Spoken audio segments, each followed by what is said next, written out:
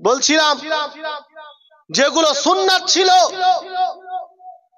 নবী পাকের কওলি হাদিস দ্বারা প্রমাণিত এবং সাহাবায়ে কেরামের সুন্নাত, যেই কাজের নবী পাক নির্দেশ দিয়েছেন, সাহাবায়ে কেরাম যে কাজ করেছেন, আজ অনেকেই এসে বলে দেয় যে এই কাজ করা বেদাত। যেমন আমরা দাফন করার পরে মাইয়াতের জন্য দোয়া করি, তারপরে কবরস্থান থেকে আসি, কিন্তু এই যুগেই লামাযহাবীরা, নামধারী আহলে হাদিসরা তারা দোয়া করে না, শুধু দোয়া করেই না, তারা বলে এটাকে বেদাত, যে দোয়া করা যাবে না, এটা বেদাত, নাজায়েজ, হারাম, এই কাজ করলে জাহান্নামে যাবে। কিন্তু মুসলমান ভাই, আপনাকে বলতে চাই যে আপনি যেই নবীর কলমা পড়েন, যেই নবীর উম্মতি বলে নিজেকে দাবি করেন, সেই নবী পবিত্র হাদিসের মধ্যে কি বলে গেছেন? আপনি কোন শেখের কথা পড়ে শুনবেন, আগে নবীর কথা শোনেন। যদি নবী পাকের কথার সঙ্গে কোন শেখের কথার মিল পাওয়া যায়, নবী পাকের কথার সঙ্গে শেখের যদি মিল হয়, ওই শেখের কথা মানা যাবে।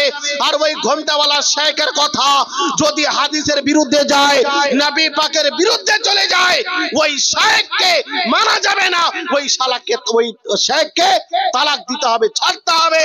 এই রকম শেখের যদি অনুসরণ করেন, তো এই রকম শেখ আপনাকে জাহান্নামের মধ্যে নিয়ে যাবে।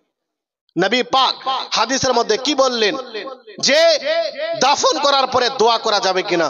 আপনি উঠান আবু দাউদ শরীফ 2য় খণ্ড পেজ নম্বর 103 এর মধ্যে নবী আলাইহিস সালাতু ওয়াস সালামের বিশ্ববিখ্যাত সাহাবী হযরত উসমান বিন আফফান উনি বললেন কি, কানা নবী সাল্লাল্লাহু আলাইহি ওয়াসাল্লাম ইদা ফারাগা মিন দাফনিল মাইয়্যিত, নবী পাক যখন মাইয়াতকে দাফন করতেন, তো দাফন করার পরে সঙ্গে সঙ্গে চলে যেতেন না, ওয়াকাফা আলাই, কবরের পাশে দাঁড়িয়ে যেতেন, বলেন সুবহানাল্লাহ, দাঁড়িয়ে যেতেন।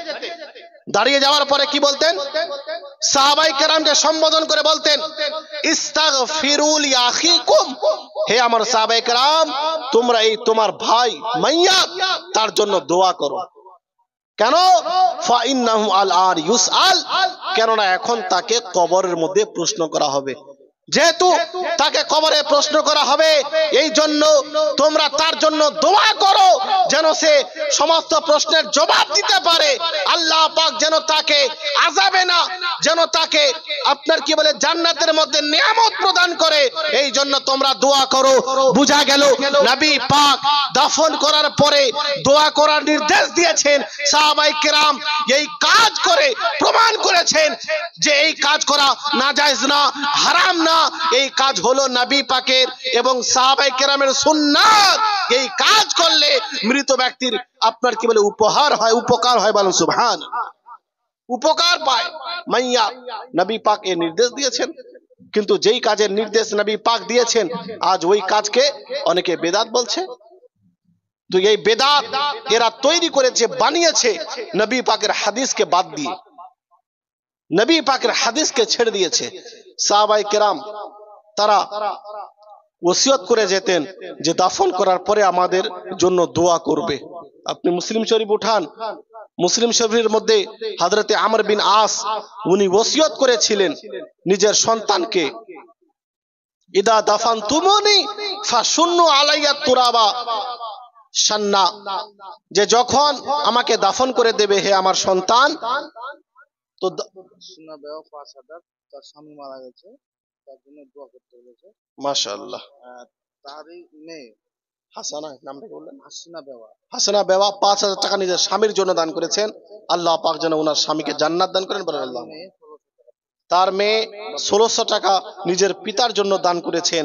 আল্লাহ পাক যেন তার পিতাকে জান্নাত দান করেন এবং মা এবং মেয়ে উভয়ের সমস্ত জায়েজ আশা মনের বাসনা পূর্ণ করেন, বলেন আল্লাহুম্মা আমিন। কচি ভাই 2000 টাকা বাকি, কি নাম? কচি কোচি ভাই, ভাই 2000 টাকা বাকি, আল্লাহ পাক যেন ওনারও দান কবুল করেন, বলেন আল্লাহুম্মা আমিন। হযরত আলী 1000 টাকা দান করেছেন, আল্লাহ পাক যেন ওনার দান কবুল করেন, বলেন আল্লাহুম্মা আমিন। তো বলছিলাম হযরতে আমর বিন আস উনি নিজের সন্তানকে ওসিয়ত করেছিলেন যে আমাকে দাফন করার পরে দোয়া করবে। আর দোয়া কতক্ষণ ধরে করবে এটা ওই সাহাবী ইঙ্গিত করেছিলেন। উনি বলেছিলেন কাদারা মা তুনহারু জাজুরুন ওয়া ইউকাসসামু লাহমুহা, একটি উট জবাই করতে এবং ওই উটের মাংস বিতরণ করতে যতটা সময় লাগে, একটা উট জবাই করতে তার মাংস বিতরণ করতে কতটা সময়, ওই সাহাবী বলছেন যে এতটা সময় ধরে তোমরা আমার কবরের পাশে দাঁড়িয়ে আমার জন্য দোয়া করবে, বলেন সুবহানাল্লাহ। এতটা সময় ধরে, আর যদি 5 মিনিট 10 মিনিট ধরে দোয়া করা যায় তো এদের অবস্থা খারাপ হয়ে যায়, বেদাতের ফতোয়া চলে আসে। কিন্তু নবী পাকের সাহাবী, উনি ওয়াহাবী ছিলেন না, সাহাবী ছিলেন। নবী পাকের মুখ থেকে হাদিস শুনে বলেছিলেন যে আমার জন্য দোয়া করবে। আমাকে দাফন করার পরে বুঝা গেল জানাজার আপনার দাফন করার পরে মাইয়াতের জন্য দোয়া করা এটা হলো নবী পাকের আদেশ এবং সাহাবায়ে কেরামের সুন্নাত, বলেন